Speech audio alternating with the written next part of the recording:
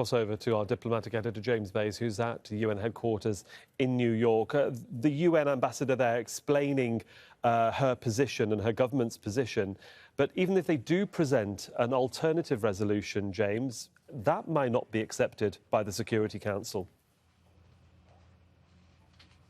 Oh, yes, there's all sorts of problems ahead and all sorts of negotiations ahead on the US draft. This is the US draft that they haven't even formally presented to the Security Council. And my understanding from the US is they're not in a great deal of a rush. They would actually like to give everyone an opportunity to comment on this and that they would take in representations from other delegations on it. But of course, that means more delay. And delay is also the result of the veto today. It means there is no immediate ceasefire in place. It means more people will die in Gaza. Now, the US position was that this is to give space to negotiations that have been taking place in the region. But of course, those negotiations involved the US and Israel, but also Egypt and Qatar. Both Egypt and Qatar had no problem with the Algerian draft that the US vetoed. The US said if that draft came into force and Hamas was given a ceasefire, that's the way she put it, then there wouldn't be the incentive for Hamas to release those being held prisoner in Gaza. That's certainly the line that the US are taking at this time, but it is a very interesting picture. If you look at the Security Council table today, it's 13 countries in favour of an immediate ceasefire, and I think that also reflects the vast majority of the membership, of the wider membership of the United Nations, of the 193 countries. And on the other side, just the US vetoing and stopping this resolution becoming binding international law, and the UK, not quite with the US, but sort of with the US, they abstained on the resolution. And of course, James, it was a disappointing session, certainly for the Algerian-sponsored resolution. The Arab delegation did speak after that meeting, a short time afterwards. What did they have to say? Well, they expressed their dissatisfaction with the US position and the fact that there is no ceasefire. They said after so many deaths and so much time that there needed to be a ceasefire in place. In fact, the Palestinian ambassador Riyad Mansour, when he spoke in the Security Council just before he spoke to us outside, he said that the last Security Council meeting on this subject had been on the 31st of January, so just at the end of last month, 20 days ago. And he said in that 20 days, he said more than 4,000 more Palestinians had died. He said that means the rate of killing is 200 Palestinians a day. It means, by his calculations, during that 2-hour Security Council meeting, that 25 Palestinians were killed just during that meeting. And that shows what all of this delay means.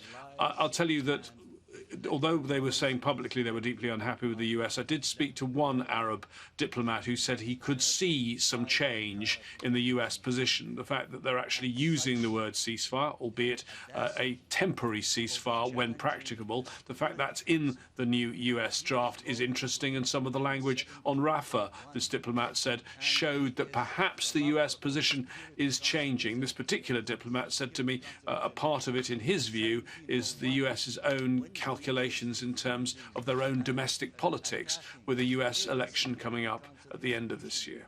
James Bays, our diplomatic editor there, with an update from us from the UN. Thank you. Now, the World Food Programme says it's once again pausing deliveries of food aid to northern Gaza until safer conditions are created. The UN agency says its convoy of trucks were met with gunfire and looting, with its drivers navigating complete chaos and violence due to a collapse of civil order. The WFP previously suspended deliveries for 3 weeks after a truck came under fire by the Israeli military. Aid deliveries to the north have been scarce, with residents there enduring acute malnourishment. Tareq Azzoum is standing by for us in Rafah. Disappointing news at the Security Council, and now disappointing news from aid agencies. It's certainly worrying for those that are depending on any sort of help coming into the Strip.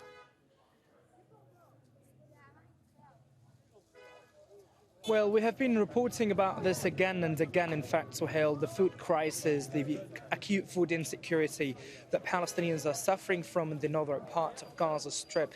And right now, with the suspension of the World Food Programme about its activities in aid deliveries to the northern parts, the situation is moving from being terrible to be catastrophic, as people there are suffering from one of the worst man-made starvation being ever made as a part of the Israeli ongoing genocidal military campaign on the Gaza Strip. As we have been seeing that the WFP had suspended its deliveries to aid to the northern part of the Gaza Strip. Specifically, that came after it had recently renewed its activities and aid deliveries to the north after 3 weeks of suspension, where people in the north are completely and desperately need such much needed humanitarian supplies. The record of famine there is unprecedented, and at the same time, children, elderly people and women there are facing a clear malnutrition because of the full absence of food items there.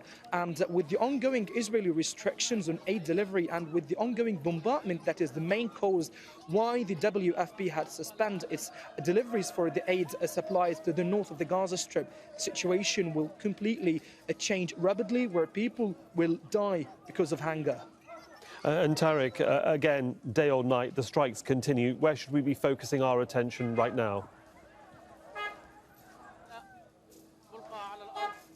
Yes, as we have been hearing more loud explosions in Khan Yunis, and we have been seeing a clear surge of military attacks also in the central areas again of the territory, where Deir al-Balah had been attacked in the past hour.